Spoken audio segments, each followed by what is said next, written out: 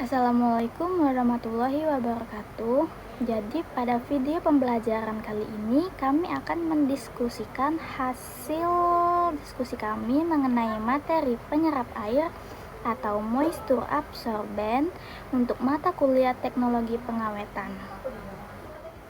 Untuk kelompok ini kami memiliki 3 anggota, yang dimana saya sendiri bernama Miftahul Janah, dan yang kedua ada Kazia Dwi Friska Ramadhani, dan yang ketiga ada Devia Suari.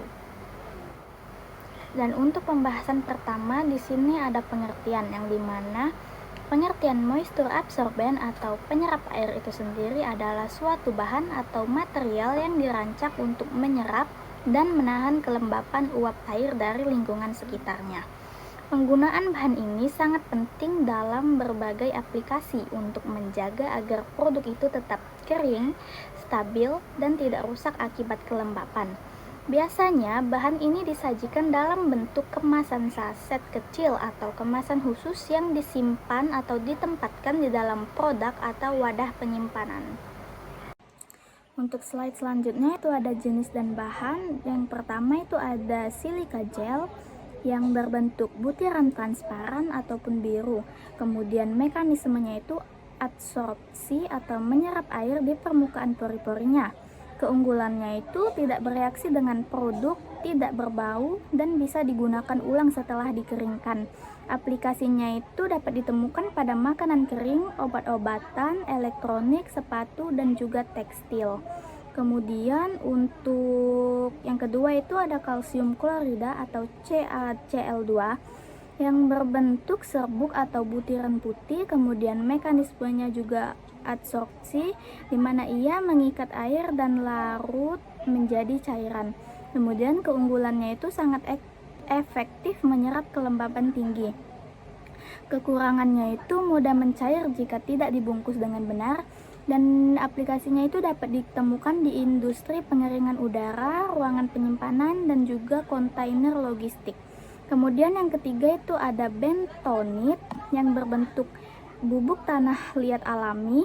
Mekanismenya itu adsorpsi dan penyerapan air dalam struktur lempungnya. Keunggulannya itu ramah lingkungan dan juga murah. Aplikasinya dapat ditemukan di kemasan makanan, herbal, dan juga produk pertanian.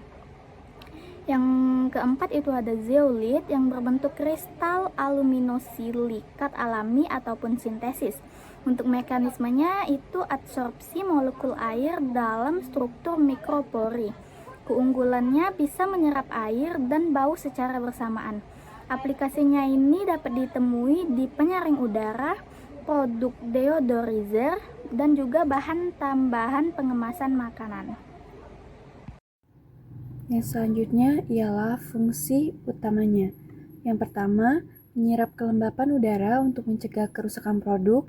Yang kedua, meningkatkan daya tahan dan umur simpan. Yang ketiga, mencegah pertumbuhan jamur, bakteri, dan juga kerusakan fisik akibat air. Nah, yang terakhir ialah menjaga kualitas produk selama penyimpanan dan didistribusi. Cara kerjanya sendiri yaitu bekerja dengan absorpsi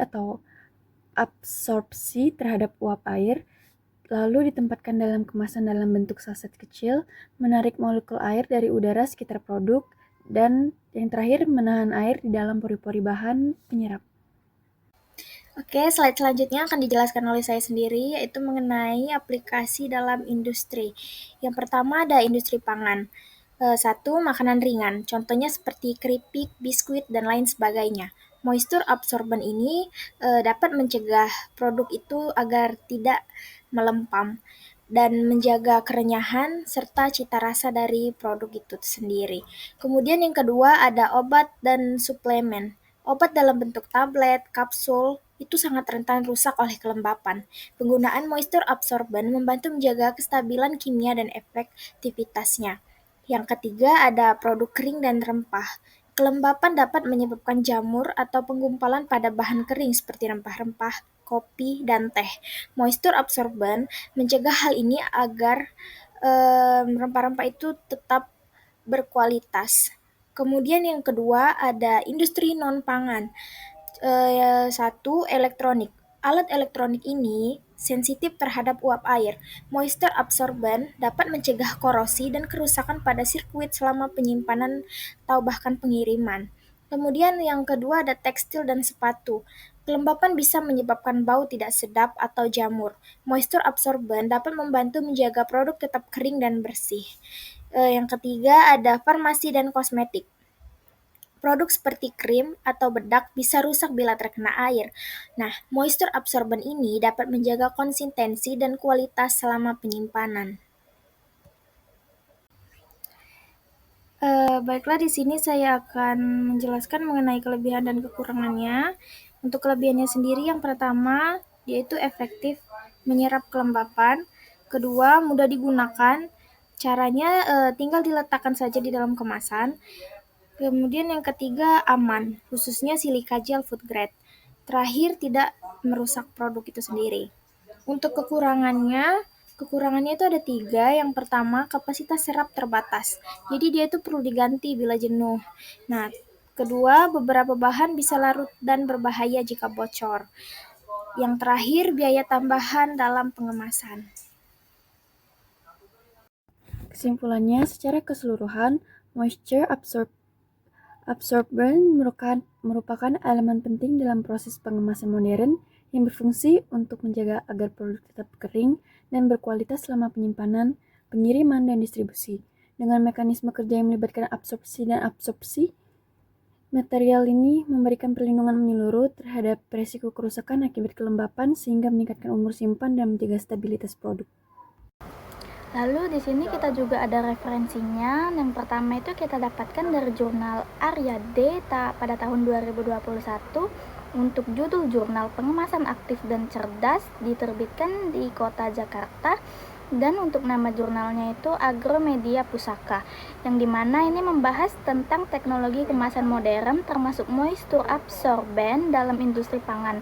Dan yang kedua itu kita dapatkan dari Badan Standar Nasional atau BSN pada tahun 2017 atau SNI nomor 8235 tahun 2017 tentang kemasan aktif untuk pangan kering, di mana membahas standar nasional Indonesia tentang penggunaan moisture absorbent untuk makanan. Sekian pemaparan materi dari kelompok kami. Untuk kekurangannya kami memohon maaf. Untuk perhatiannya kami ucapkan terima kasih. Wassalamualaikum warahmatullahi wabarakatuh.